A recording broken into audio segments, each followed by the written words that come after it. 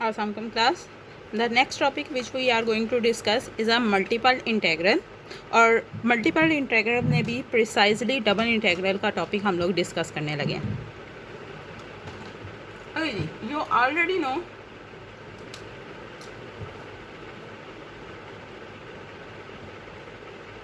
this was a function of one independent variable where this function have two independent variable. सही, हमारे पास ये function f of x just x पे depend करता है. इसमें x जो है हमारे पास इंडिपेंडेंट वेरिएबल है.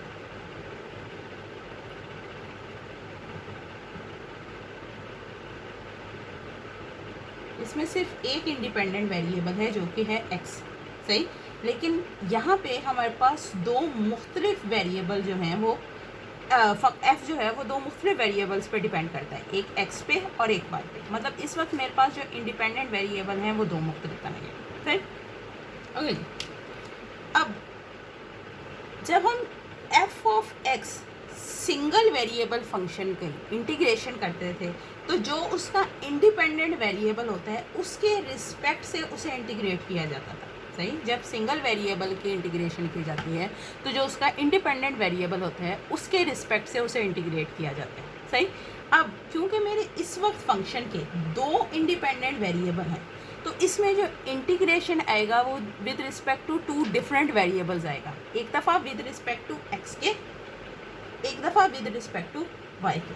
और क्योंकि दो मुख्तलिफ इंडिपेंडेंट वेरिएबल के लिए मैं दो मुख्तलिफ तरह से दो दफ़ा जो है इसको इंटीग्रेट कर रही हूँ तो यहाँ जो इंटीग्रेशन की नोटेशन आएगी वो भी डबल टाइम आएगी. सही, क्योंकि it depend on single variable we have a one integral sign. because it's depend on two variable we have double integral case. सही, in case we have three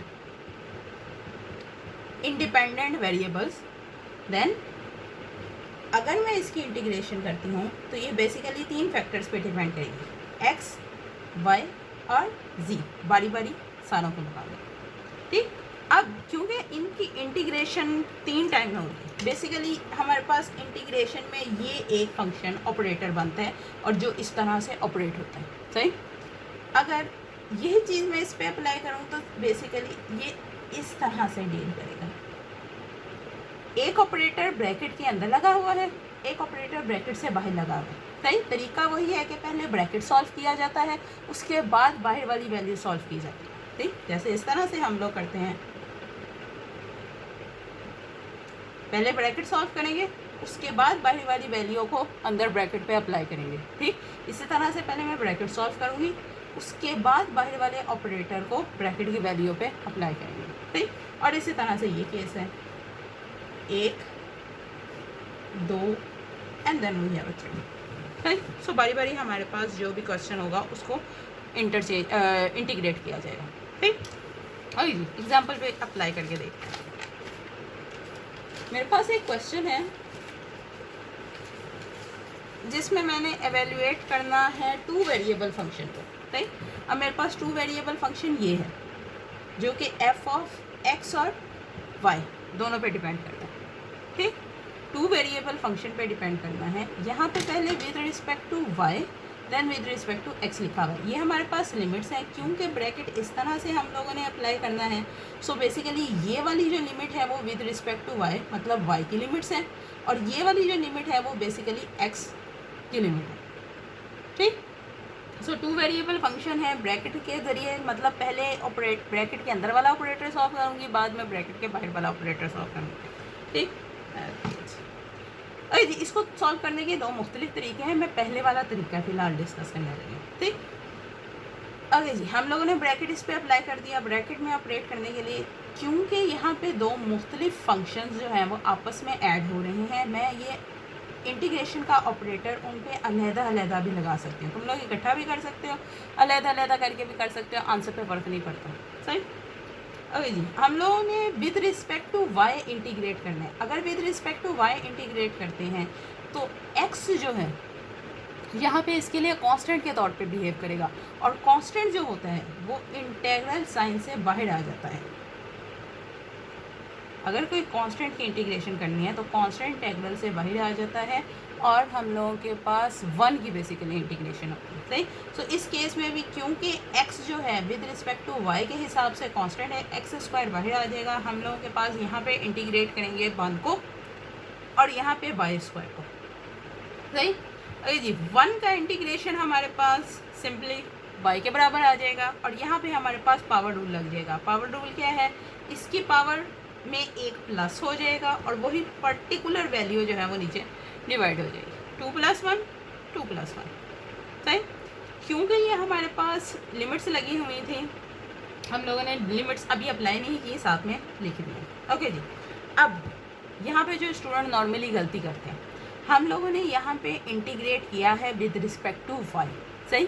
तो जब लिमिट्स लगेंगी तो ये लिमिट्स y की वैल्यूज़ में लगेंगी, x की वैल्यू में नहीं लगेंगी। फिर से सुन लो, हमने with respect to y integrate किया है और ये जो लिमिट्स हैं वो y की लिमिट्स है, सही। तो जो लिमिट्स अपर लिमिट माइनस लोअर लिमिट वाला प्रोसेस है वो y के लिए लगेगा, x के लिए नहीं लगेगा। x एज इट इज़ लिखा जाएगा, सही।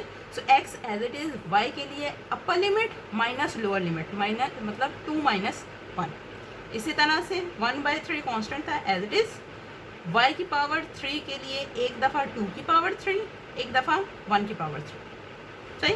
हम जैसे इस ब्रैकेट को अंदर सॉल्व कर लेंगे, हम लोग नेक्स्ट इंटीग्रल का ऑपरेटर लगाने के लिए तैयार हो जाएंगे। अरे जी, it's just a simple integration simplification, ठीक। अब अगेन, अब जो हम लोगों ने इंटीग्रेशन करना है वो विद रिस्पेक्ट टू x है, x के हिसाब से x³ 7/3 कांस्टेंट है, मतलब 1 की इंटीग्रेशन, यहाँ पे पावर रूल, यहाँ पे 1 की इंटीग्रेशन, हमारे पास ये वैल्यूज़ आ जाएंगी। अब कोई डाउट नहीं है क्योंकि एक ही वेरिएबल है और उसी की लिमिट लगानी है, तुम लोगों के पास आंसर आ जाएगा, सही। हम लोगों ने यहाँ पे ये question with respect to y पहले इसलिए सॉल्व किया कि उन्होंने ब्रैकेट में पहले मतलब वैल्यू में पहले y लिखा हुआ था, हमने y के हिसाब से सॉल्व कर दिया। अगर हम लोग इनका ऑर्डर इंटरचेंज कर लेते हैं उससे क्या होगा, उस चीज़ को डिस्कस करते हैं। ये पहला मेथड था, दूसरा मेथड देख के देखते हैं। मेरे पास इनिशियल क्वेश्चन ये था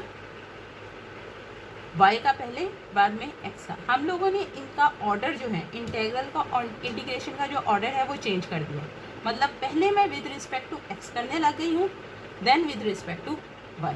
अब क्योंकि y के हिसाब से पहले था तो ये वाली जो लिमिट थी 2 1 वो विद रिस्पेक्ट टू y थी। अब अगर मैं इसका ऑर्डर चेंज करती हूँ तो लिमिट्स का भी ऑर्डर चेंज हो जाएगा, सही। 2 1 अब बाहर लिखा जाएगा, 4 2 अंदर लिखा जाएगा, सही। सो हमारे पास ऑर्डर इंटरचेंज करने के बाद जो वैल्यू है वो कुछ इस तरह की, ठीक।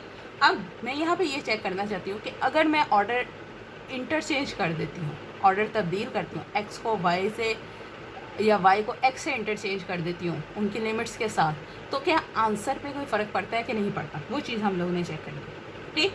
अब वही सारी इंटीग्रेशन है लेकिन इस दफ़ा विद रिस्पेक्ट टू x है, क्योंकि विद रिस्पेक्ट टू x है y, उसके लिए y² जो है वो उसके लिए कॉन्स्टेंट है, ये हमारे पास कर लिया।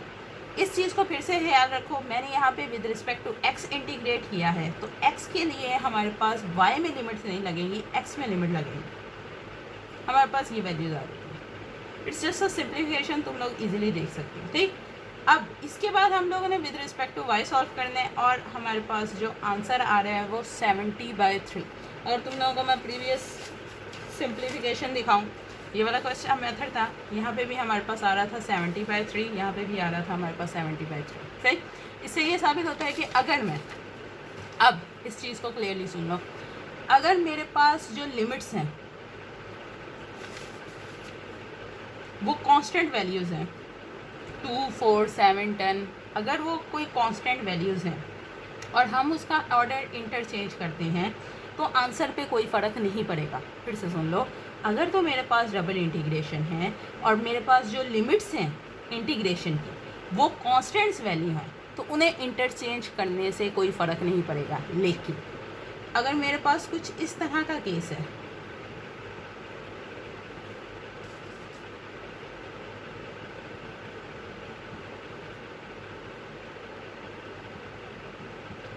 कोई इस तरह का क्वेश्चन है जिसमें जो लिमिट्स हैं उसमें भी वेरिएबल इन्वॉल्व है, सही, तो उसको हम लोग ईजिली इंटरचेंज नहीं कर सकते। जिस तरह हमने इसको इंटरचेंज कर दिया था, डी वाई और डी एक्स को आपस में बदल दिया था, यहाँ पे वो केस इस तरह से अप्लाई नहीं होगा, इसमें चेंज आएंगी। अगर डायरेक्ट तुम लोग शिफ्ट करने की कोशिश करोगे तो तुम्हारे आंसर में कोई ना कोई मिस्टेक आएगी, सही।